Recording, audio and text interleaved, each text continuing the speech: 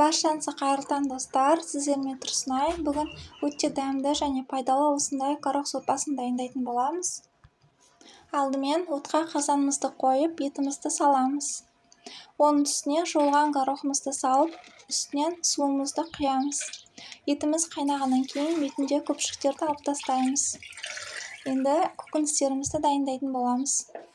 Картопты көбіктеп турап сорпамызға саламыз.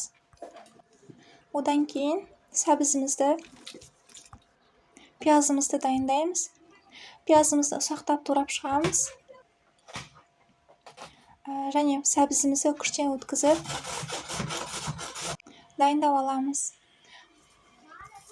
Табаға сармай салып, пиязымызбен сәбізімізді қуырып аламыз. Қуырылғаннан кейін сорпамыздың үстіне салып, араластырып, ас-көкімізді сеуіп дайындап аламыз.